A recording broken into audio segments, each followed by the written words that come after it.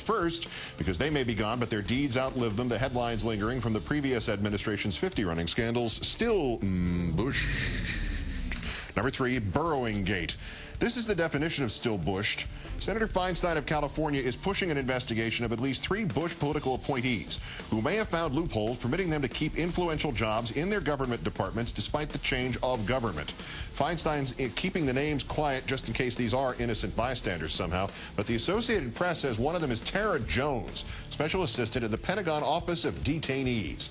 Now, if that name sounds vaguely familiar, it's because it was her emails obtained by the New York Times that outlined the so-called Pentagon pundits scandal, in which the Bush administration and the Pentagon was pushing a series of ex-generals onto TV networks, feeding them talking points, even the ones that might still have had business relationships with the Pentagon. And Tara Jones is now considered, perhaps, a civil service employee at the Obama Pentagon.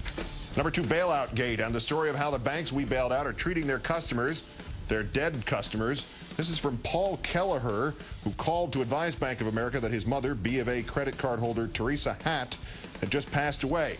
Mr. Kelleher says that the Bank of America representative he talked to briefly expressed condolences, then asked how Kelleher planned to pay the small balance remaining on his mother's card. "I'm not going to," he told the bank. "She has no estate to speak of, but you should feel free to just go through the standard probate procedure. I'm certainly not legally obligated to pay for her." Kelleher says the rep responded, "You mean you're not going to help her out?"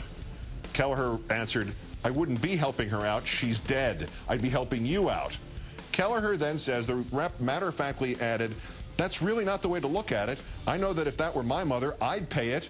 That's why we're in the banking crisis we're in. Banks having to write off defaulted loans."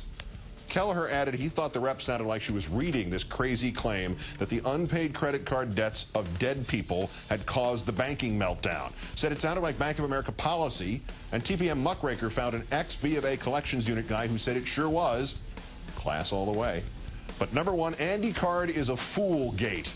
We mentioned yesterday this claim that by appearing in shirt sleeves in the Oval Office, President Obama was, Card said, damaging, quote, the Constitution, the hopes and dreams, and I'm going to say democracy, and that the president, any president, should always wear a jacket in the Oval Office the way President Bush always wore a jacket in the Oval Office. Mr. Card, perhaps this will refresh your memory. Aha! January 22nd, 2001, 2 days after his inauguration. The guy on the right, I don't know if you remember him, it's President Bush in shirt sleeves.